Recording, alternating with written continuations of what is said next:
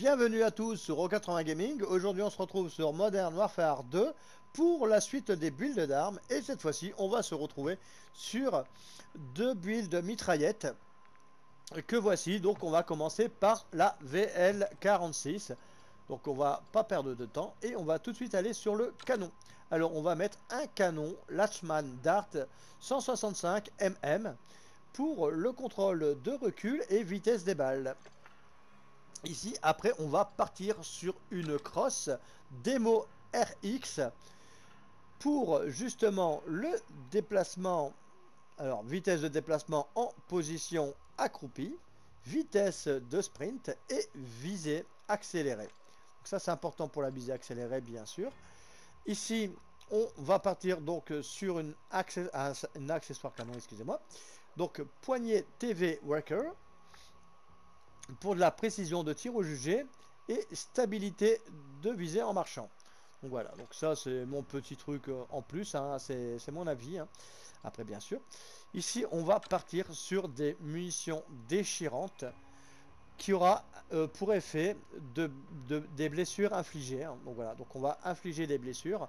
Donc moi je suis parti là-dessus. Après peut-être que vous partirez sur autre chose, mais en tout cas moi j'ai apprécié de jouer avec cette configuration là sur les balles. Ici maintenant on va partir sur un chargeur de 50 cartouches.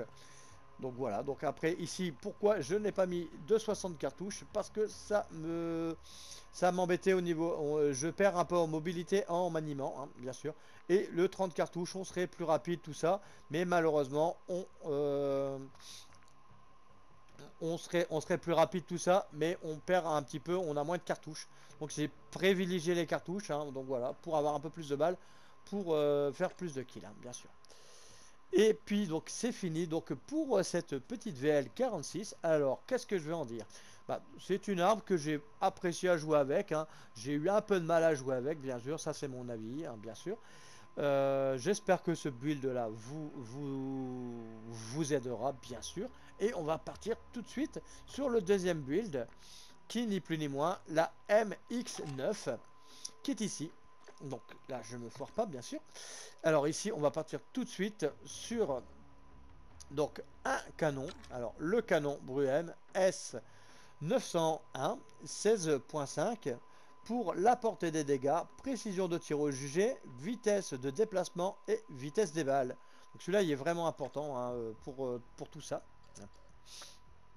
Ici après on va partir sur la crosse Bruem HCR 56.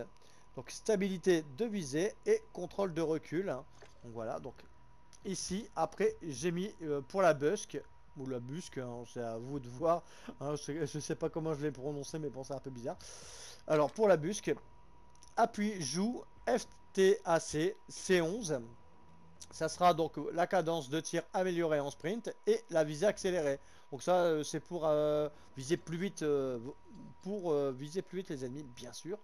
Ici donc je suis parti sur les munitions à pointe creuse, qui est ici, et qui a le pouvoir de paralysie. Alors donc voilà, donc moi j'ai joué avec ça, ça passait plutôt bien.